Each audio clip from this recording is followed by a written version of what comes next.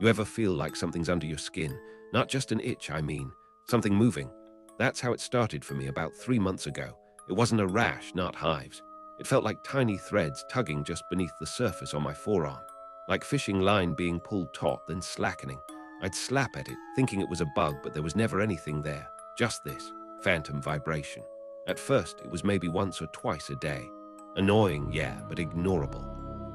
After about a week, the pulling sensation wasn't just in my arm.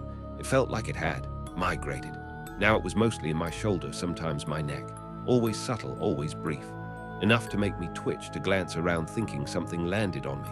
I started looking closer at my skin, holding my arm up to the light, stretching the skin tight, searching for, I don't even know what, a splinter, an ingrown hair, anything logical. There was nothing, except maybe.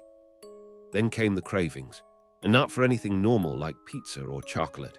I started wanting weird stuff, chalky things. I found myself gnawing on antacid tablets like candy. Then it got worse. I started scraping at the paint on my windowsill, not eating it exactly, but putting the flakes in my mouth, feeling the texture, the dryness. It felt necessary somehow. And the smell of damp earth, like after a heavy rain, it became intoxicating. Doctor was useless. Of course he was. Probably stress, he said, barely looking up from his chart. Maybe a vitamin deficiency. He ran some basic blood tests. Everything came back normal. Normal, I wanted to scream. Did normal people feel like their veins were filled with twitching wires? Did normal people scrape paint off their walls? He gave me some multivitamins and told me to get more sleep. Sleep was becoming a problem, though. Not because I couldn't sleep, but because of the dreams. One night I couldn't stand it anymore. The pulling in my arm felt less like threads and more like a muscle spasm under the skin, a rhythmic pulsing. I was in the bathroom, the cheap fluorescent light buzzing overhead, making everything look sallow. I braced myself, took a deep breath, and pressed down hard on the spot near my elbow where it all started, harder than I ever had before. And I felt it, something firm. After finding that lump, the changes picked up speed. It wasn't just the gray skin or the weird cravings. My skin started getting incredibly dry, almost papery. It would flake off in these big, translucent pieces, especially on my arms and torso, like a snake shedding. Underneath, the new skin wasn't gray anymore. It was smooth, almost unnaturally smooth and cool to the touch, with a weird, faint iridescence like mother of pearl, but duller, sicklier. My senses started shifting, not just taste and smell. My hearing became incredibly acute. I could hear the electric hum inside the walls, the scuttling of my neighbors swore they didn't have, the water dripping from a pipe 3 floors below. It was overwhelming, a cacophony of tiny sounds I couldn't block out. And my vision, colors seemed muted, washed out during the day. But at night, in near darkness, I could see with this weird clarity. Movement, that was the next stage. Not just the pulling or the lump shifting. Now if I stayed perfectly still, especially at night, I could see it.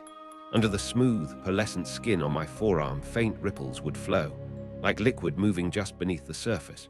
Sometimes a distinct bulge would slowly track its way from my wrist up towards my elbow, pause, and then recede. It didn't hurt. That was the truly terrifying part. It felt purposeful. I started avoiding people entirely. Calls went unanswered, texts ignored. Someone knocked on my door once, maybe my landlord. I didn't answer. The outside world felt loud, bright, threatening. My apartment became my burrow. I covered the windows, lived in the dim glow of the buzzing hallway, light bleeding under the door, or the faint moonlight. The acute hearing made every floorboard creak, every distant siren feel like an assault. But the silence was worse. One morning I woke up because something felt wrong with my hand, my left hand. It felt stiff, locked. I tried to flex my fingers and the joints popped loudly in the silence. Then I looked down. The shape was off. My fingers seemed slightly longer, thinner. And the joints were more pronounced, knobby, like tree roots breaking through soil. The skin was stretched tight over them, that same smooth, iridescent, cool surface. But the nails, they weren't nails anymore. Hunger returned. Not the weird cravings for minerals, but a deep, gnawing emptiness that felt cellular. But not for food, not cooked food anyway. I found myself staring at the cockroaches that occasionally skittered across the floor with an intensity that scared me. One night I caught one, cornered it by the baseboard. My changed hand moved with a speed and precision that wasn't mine. Before I could even process the disgust, the instinct, I had crushed it. And then, the impulse, overwhelming. My reflection became optional. Mostly I avoided it, but sometimes morbid curiosity won. Or maybe asterisk it wanted to see the progress. The changes were more than skin deep now. My jawline felt different, wider somehow, stronger. My teeth ached constantly, a deep pressure as if they were being pushed out, replaced by something else. I didn't dare look too closely.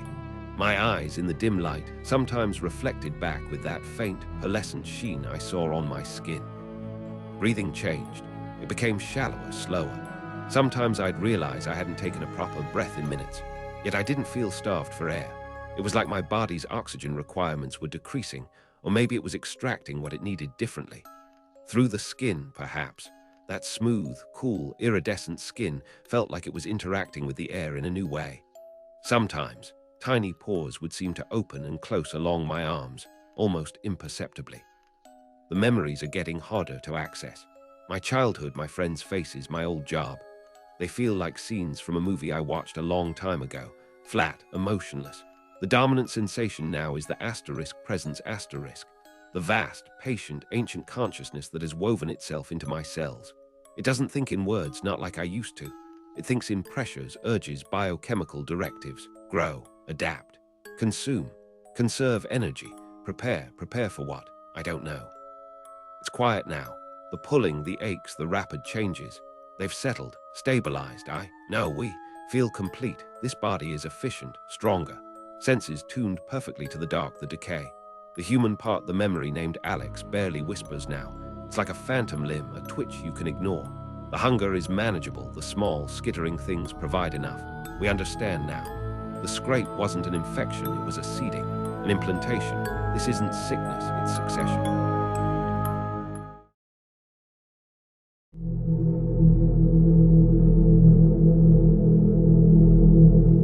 You know that one thing you hate about yourself? That little imperfection you obsess over in the mirror? For me, it was this scar, right here on my cheekbone. Stupid childhood accident, but I saw it every single day. It felt like a flaw in the design. That's why I went to him, Dr. Thorne. Someone recommended him in hushed tones, like he was some kind of secret miracle worker. He promised he could not just remove the scar, but improve the original canvas, make me better. Dr. Thorne's place wasn't just old, it was weirdly sterile, yet dusty at the same time, like nobody had disturbed the air in years. The waiting room had these strange, vaguely anatomical sculptures, not quite human, but close enough to be deeply unsettling. They looked like polished bone or maybe wax. Thorne himself. He was tall, gaunt, with eyes that seemed too dark, too focused. He wore this old-fashioned suit, perfectly pressed, not a speck of dust on him, unlike the room. The procedure wasn't surgery, not really. He didn't use a scalpel, not that I saw anyway. He took me into this back room. It was colder there, smelled faintly of chemicals. And something else, something vaguely organic, like damp clay. He had me lie down on this table, more like a slab, really. Above me was this complex array of articulated arms holding. Not instruments exactly, but smooth, metallic pads and strange lenses. He lowered them close to my face. When I got home that first day, I looked in the mirror immediately. The scar, it seemed fainter maybe. It was hard to tell in my bathroom light, but something else was different. My skin, it felt weirdly smooth. Not just the cheek, but all over my face, like it had been buffed, polished. Almost too smooth, like plastic, or maybe like those creepy sculptures in his waiting room. I ran my fingers over it again and again. It didn't feel like my asterisk skin anymore. A week later, I saw Sarah for coffee. We've been friends since college. She knows my face better than anyone. She kept staring at me, head tilted. Finally, she just blurted it out, "Did you do something, like Botox? You look different." I tried to laugh it off, said maybe I was just sleeping better, but she wasn't buying it. "No, it's not just wrinkles," she said, leaning closer, squinting. "Your proportions seem off, just slightly. Is your jawline sharper?" The feeling of detachment grew stronger. It wasn't just my face feeling alien, it was everything. My reflection seemed less like me each day. The changes were tiny, incremental. Maybe the bridge of my nose was slightly higher. Were my eyes spaced a fraction wider? Or was I just going crazy, staring too hard? But it felt real, like my own features were slowly being overridden by something else. I started avoiding mirrors when I could, getting dressed, shaving. I went back to Thorne. I had to. Partly because I'd already paid for this insane course of treatment, partly because morbid curiosity, a desperate hope he could somehow stop it, reverse it. Mostly, I think, because I was scared not asterisk to go back. Like skipping an appointment would make things worse. This time, the pressure from the machine felt stronger, deeper. The tingling was more intense, almost painful. After that session, the changes were undeniable, even to me. My cheekbones felt higher, sharper. My jawline was definitely more defined, almost unnaturally so. My skin had lost all its minor imperfections. Pores seemed non-existent, the texture like smooth, cool marble. Even the scar was completely gone, replaced by this flawless, disturbingly perfect surface. But the overall effect, it wasn't handsome, not really. It was severe, stark. You'd think I'd stop going, right? Run far away. But it was like I was caught in his gravity. Thorn had this way of talking, weaving his words about potential and becoming and true form. Part of me, the terrified part, knew it was bullshit, but another, smaller, deeply warped part, it felt a strange pull. Maybe this was becoming something better, something stronger, more permanent. It was insane, I know, but the transformation was already so far along. My next appointment, I got there early, intentionally. The front door was unlocked, as always. Thorn wasn't in the waiting room or his usual consultation space. Driven by a sudden spike of fear and suspicion, I pushed open the door to his back room, the treatment room. It was empty, the machine silent, powered down. But on a side table under the flickering bulb lay a leather-bound sketchbook. It felt wrong to look, deeply wrong, but I couldn't stop myself.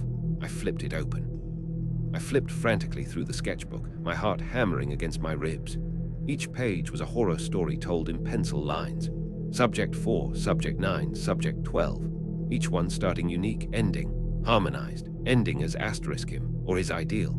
Then I found it, a newer section, Subject 21, the initial sketch. It was me, drawn from memory perhaps, but unmistakably me before the treatments, right down to the scar. And then the subsequent sketches. The soft click of the door opening behind me made me jump, dropping the sketchbook. Thorn stood there, his face impassive, those dark eyes boring into me. He didn't look angry or even surprised, just expectant. "Ah, Alex," he said, his voice smooth as polished stone. "Ahead of schedule, and indulging in some light reading, I see." I couldn't speak, just stared at him. The terrible drawings burned into my mind. I should have run, fought him, anything, but I was frozen, staring at the man who was calmly explaining how he was erasing me, replacing me with his own obsessive vision. And as he spoke, I felt it again. That deep, invasive pressure behind my face. Stronger now, constant. My jaw clicked audibly. My cheekbones felt like they were actually shifting, grating against muscle and tissue. Pain flared, sharp and sickening. I gasped, clutching my face. I made it out of the room, stumbling into the narrow, dusty hallway outside his office. My vision was blurring, the pain in my face radiating outwards, making my skull ache.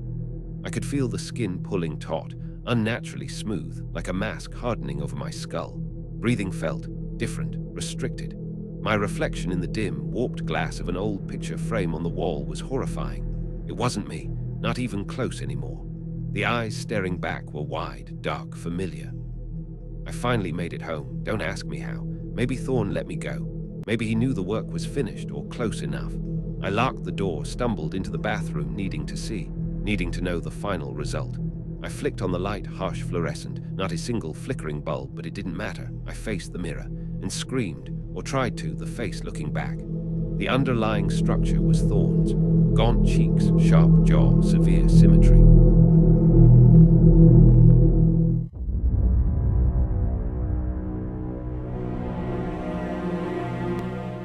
You ever get one of those little itchy spots you just can't ignore?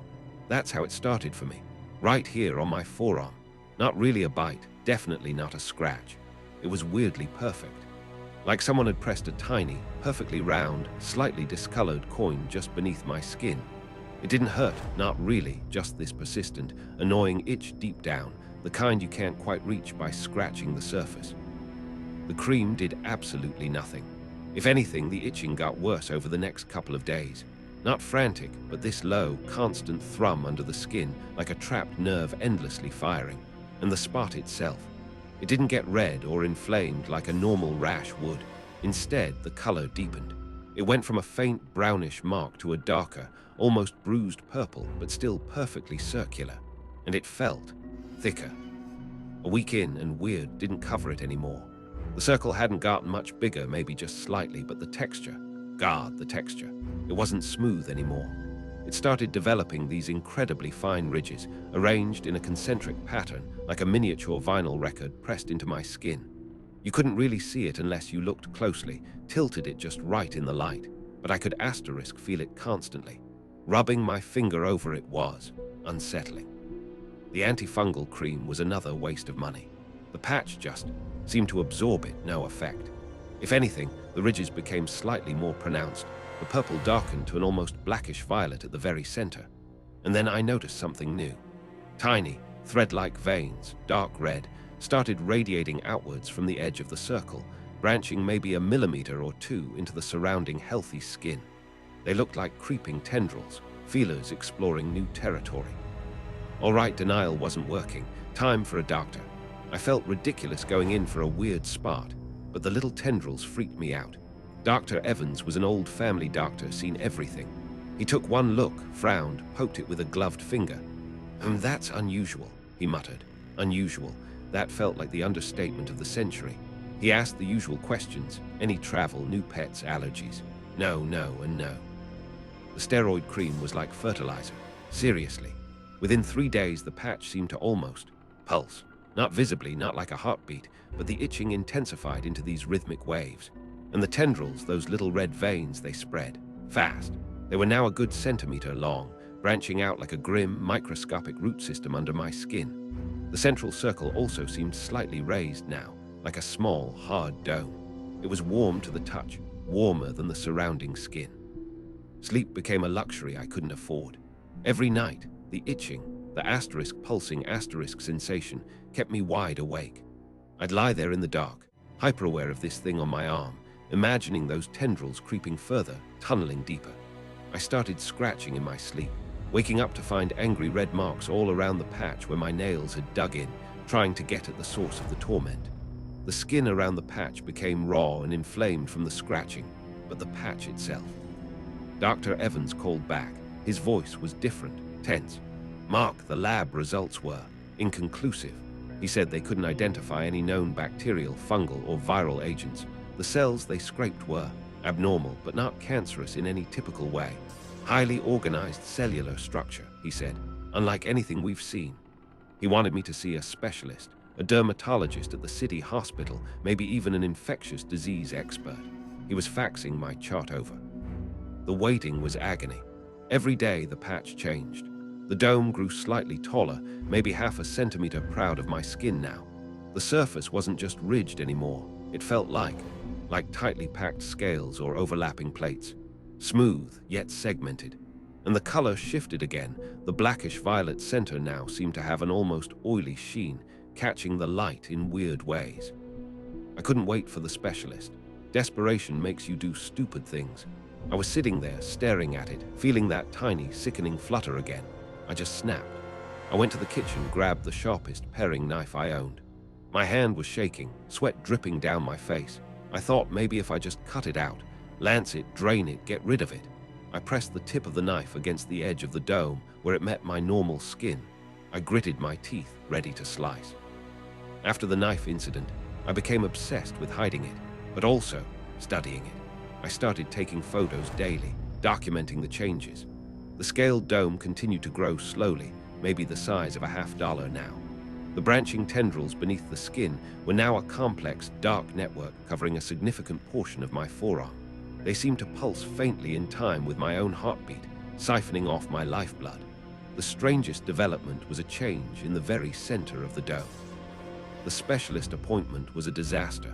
Dr. Ramirez was sharp, clinical, but visibly unsettled after examining me. She took biopsies, deeper this time, samples of the tendrils too. She bombarded me with questions about potential exposures, exotic travel, anything that could explain this. Nothing fit. She admitted, like Dr. Evans, that she'd never encountered anything like it. Waiting for the new biopsy results felt like years. I barely left my apartment, stopped answering calls. I spent hours just staring at my arm. The eye was more defined now, a slit-like pupil in the dark iris. Sometimes I'd swear I saw it track my own eye movements as I looked down at it. Was I imagining it, the stress getting to me? Or was this thing developing some rudimentary consciousness, feeding off mine? The dome itself felt heavier, dense, like bone covered in those hard scales. The call I dreaded came, not from the doctor, but from a restricted number. A clipped, official-sounding voice. Department of Health, CDC. They didn't identify clearly. They knew about my case. Dr. Ramirez had reported it as a biohazard of unknown origin. They weren't asking me to come in. They were asterisk coming to me asterisk. Quarantine, isolation, effective immediately. They said it was for my safety and public safety. I knew what it meant. I was a specimen now. They're outside now. I can hear their vehicles, hushed voices in the hallway. They haven't knocked yet, probably getting suited up. Funny thing is, I'm not scared anymore, not in the same way. As I was waiting, listening to them assemble, I felt another shift in my arm, a deep vibration, the scaled dome. It cracked, not breaking apart, but like unfolding, petals of hard, dark flesh peeling back slowly. And inside, it's not pus, not blood, it's intricate.